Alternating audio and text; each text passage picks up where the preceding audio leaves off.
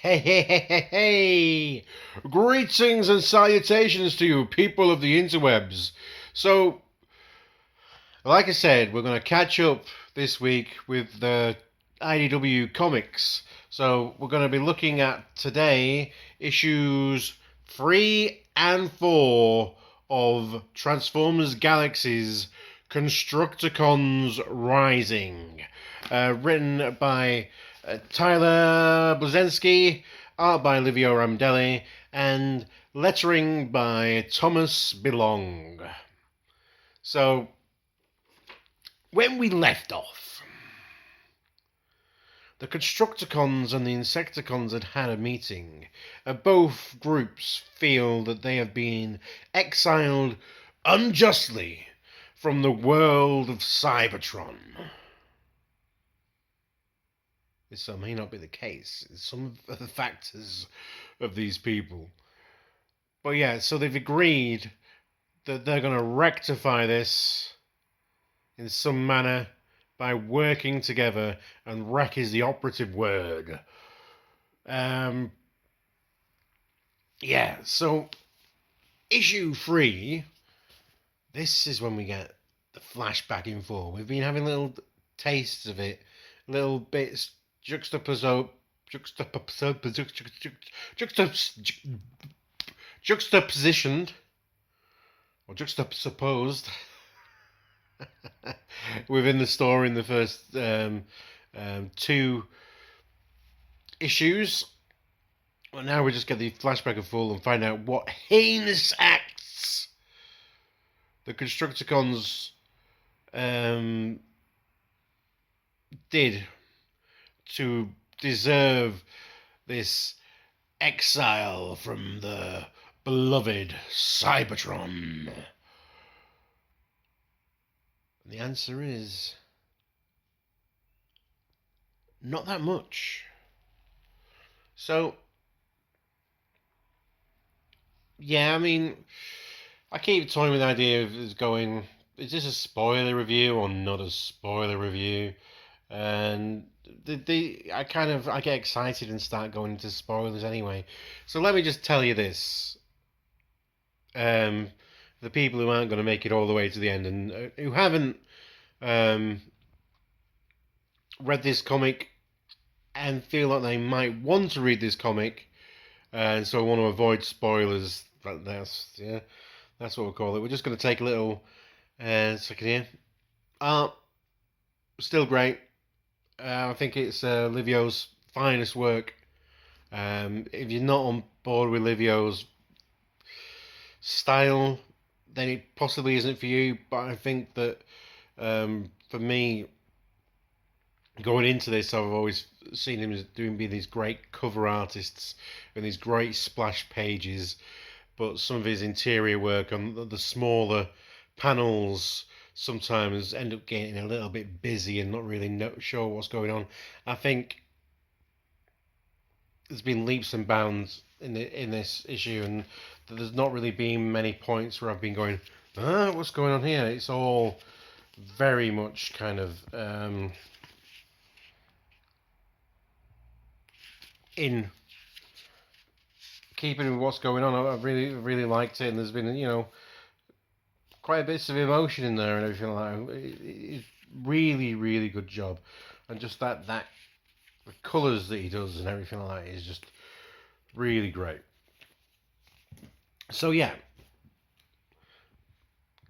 art's great. The story's good. This is a good story. It has its nice little build up. We've been building up for those last 2 issues with like what's going on in this colony world, what's happened in the past, and then we get this break where we just go, oh, we're just going to tell you, do all the flashback, and then we can have the final issue. We can just swing the pendulum and let it fly, So yeah, it's I think this is the best the Constructicons have been written. I mean, the G1 cartoon was very economical, with us being able to get kind of the gist of who the characters were, just with the odd line of dialogue. Oh, that's Long Haul. He's quite resentful that he has to do all the work and moving all the stuff around. Oh, there's Mixmaster. He's a mad scientist. Scrapper. He's kind of the foreman of it all. You know, we get that. We get that. But exploring what actually that means within the group dynamic, I don't think we've ever really experienced that, and how this group works together, and what their individual strengths are, and how they support each other and not support each other at times to make this dynamic group of 6 Decepticons. We've never really had that, and it's great. It really is. I think it's not inspired me to spend money on large Constucticon robots or anything like that. This comic book, it really hasn't. Yeah. So, yeah, it's worth picking up. I'd say that. Non-spoilers, this series is well worth a pick up. So let's just drop all pretense and we're just going to chat about the stuff that happens. So is it Nominus Prime? Is that the...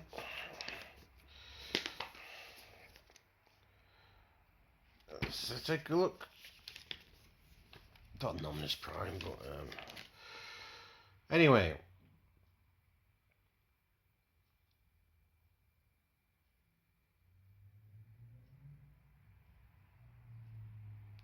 We've got the Constructicons are working on rebuilding Icon. They've been convinced to use the full power of the Gestalt mode. We see, there's the sun blazing, the big fella, helping repair the city. He has a bit of a mental freak out as they're trying to push back against this one consciousness that's trying to control them. And as they're pushing back, so is this other consciousness, and they kind of fall into it, and they have a bit of a like that it takes that use of, like, sometimes Devastator has 2 eyes, sometimes he just has a visor, and it's like as the that entity within takes control, the visor flips down, and he flips out, much to Wheeljack's horror. Wheeljack's being the one who's being very standoffish about this, saying like, oh no, I don't think this is a great idea, but Constructicon's mentor, which I can't for the life of me remember a name. That's so bad of me. That is absolutely so bad. And I'm just flipping through here until I kick myself, and we actually get Termagax. There you go. Found a page where a name's written. Termagax is the one who's pushing them forward and saying, no, you should embrace it. What we should do is, rather than fight against it, you should lean into it. And Termagax manages to convince the Senate that they should let them use the full power of the well, it's not called I keep wanting to call him the Devastator, but he's not named him. He's not Devastator yet. It's just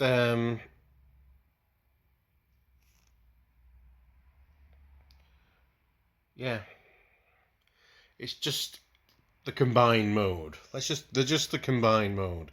So they finish it, and Icon is this shining example, this beautiful city that the Constructicons have rebuilt and remade better than it ever was before. And Nominus Prime thanks them and tells them, just relax until we get something better for you to do. You know, they're giving little badges and have a little some champers on, you know,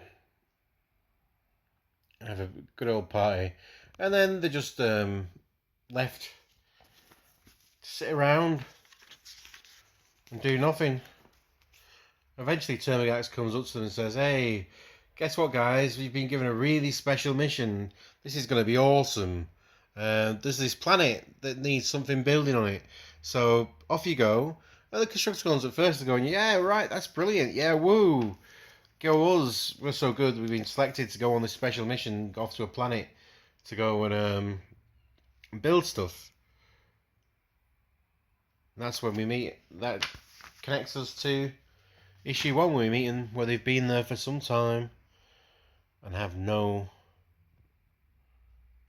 information or indication that they'll ever be allowed home. So yeah, in short, what the Constructicons did wrong was nothing much. It's kind of, they've just been sent away to be forgotten about because the people fear deep down that this massive robot they become is too powerful, and they don't really know how to control it, even though indications are that if they, you know, experimented more, that maybe they would, you know, and give them enough energy to actually combine, then maybe they would actually be able to get full control and know what they're doing. But there again, maybe the people in charge don't want that type of person to have that power. Because if they decide one day that they don't like what's going on, then they could certainly do something about it. So yeah, and that leads us to issue 4. So the Insecticons have convinced the Constructicons to join with them in their plans. And even though the Insecticons are going, well, do we get to eat them afterwards, or what? You know, it's kind of they're the Insecticons are not good people. let's just say that. So what they do is they sneak off. They go and do in a couple of rando Transformers, eat them, convert them into Energon, and give that Energon to the Constructicons, who were like, we've never had Energon taste like this before. This is alright, this. And they get juiced up. They combine. They let that other consciousness take control. And I have been in darkness too long. Now I emerge into the light. You will feel my freedom, taste my vengeance, witness the liberation of Devastator. Now, what I was saying about how Levo does some great splash pages and cover artwork, and sometimes his interiors get a bit muddy. The interiors aren't getting a bit muddy, but I mean that image is worth the price of admission alone, isn't it? That is just glorious. Oh, brilliant. Absolutely brilliant. And then he just wrecks shop. Just smashes it, leaves nothing, raises everything that they've been building while they've been outcast from Cybertron, just raise it all to the ground.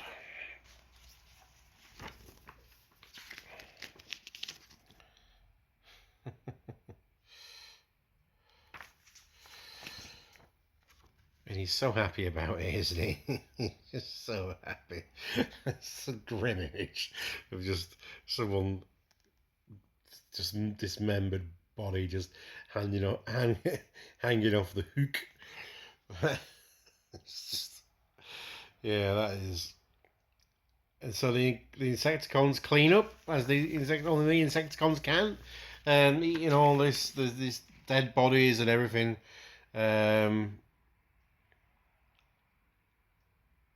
While they sit back and wait. So in the meantime, all the energon that the Insecticons have made is picked up by troops loyal to Shockwave.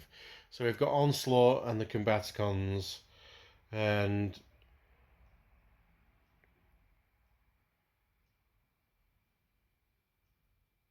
get a trip home, I believe.